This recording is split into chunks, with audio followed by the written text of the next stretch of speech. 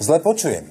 Však teraz sme boli pred pol hodinou v STV a pán Procházka pred chvíľočkou povedal, že nepovedal to takto, že príjme a stretne sa. Pred chvíľkou bolo povedané, nie? Však kolegovia mi potvrdia, že musí si stretnúť, v pondelok sa zídu, potom sa rozhodne a zamotal to. A teraz tu na takto rozprávate. Viete čo, vy klamete. Vy klamete normálne, ja nechápem. Ja som došiel do politiky a počúvam tu samé klamstvá. Povedzte mi to klamstvo. No teraz, pred chvíľočkou som boli v STVčke a povedali ste jasne, že musíte si to najprv prebrať. A teraz nám tu rozprávate pred všetkými, ako samozrejme transparentne ide sa s každým stretnúť. Pán Kollár, ja som to povedal už v noci. My sme mali tlačovú konferenciu a povedal som to, čo som zopakoval. Pán Kollár, ja som povedal to isté, čo hovorím teraz.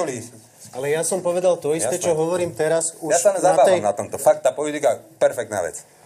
Toto je presne to, kde my nie sme. Proste my sme o tom obsahu, čo treba urobiť. To teda nie. A ja som povedal v noci, že to stretnutie absolvujeme a povedal som aj dnes, že na to, aby som na ni šiel s nejakým mandátom, tak proste, viete, ja nemám tam bývalú milenku a proste ľudí, ktorí že pozberaných z ulice.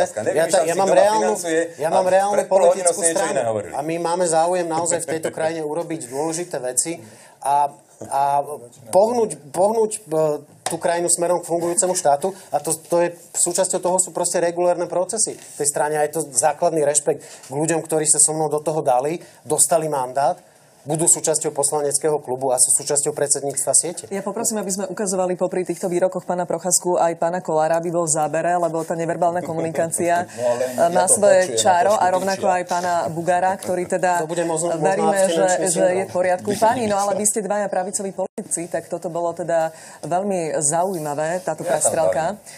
Hlavne v situácii. Čiže skúsme toto nenafúkovať tu zbytočne, nevyrábať konflikty, ja tu teda nevidím žiaden, tak to nevyrábajme. No, videli sme teda pomerne nevydanú slovnú prestrelku dvoch pravicových politikov. No a preto som sa do toho chcel... Bol obvinený z toho, že som nepovedal pravdu. Bola to lož. Procházka, prosím vás, poslednú vetu ešte. Myslím si, že deň po voľbách je to najhoršie, čo my tu môžeme spraviť, je predvádzať takéto divadlo. Toto nechce vidieť volič. Ale mandát, aby si realizoval aj program Mostu, si dostal aj ty. A túto zodpovednosť voči voličom Mostu máš aj ty. Je to ale veľmi milé počúvať teraz kolegu, ktorý využil každú možnosť, aby poškodil strane stále tú minulosť. Bela, po voľbách sa zvykne robiť hrubá čiara. Toto som si nevymyslel. Ja toto som počúval, keď ty si bol v politike tak dlho, ako ja som dnes. Že nie od teba, ale vtedy dobre, do volieb sme konkurenti, teraz spravíme hrubú čiaru a poďme to skúsiť pozliepať a vládnuť. Do volieb sme boli konkurenti, to znamená, že na úkor, povedzme, iných pravicových strán získam pár percent, oslavím pravicovú stranu a jedna sa ani nedostala do parlamentu. No, pardon, ale čo to je? To znamená, že síce ja mám viac, teraz hovorím o tebe, alebo aj o iných, ja mám viac, no ale on sa nedostal do parlamentu a potom, že nevieme urobiť, povedzme, stabilnú vládu. No, dobre, ja som povedal, čo som považoval. Bohužiaľ. V strane som tieto podpásovky dostal od tunak stojacích pravicových vlád. To znamená, že... Vláda alebo politikov? Tunak stojacích politikov, ktorí sú, samozrejme...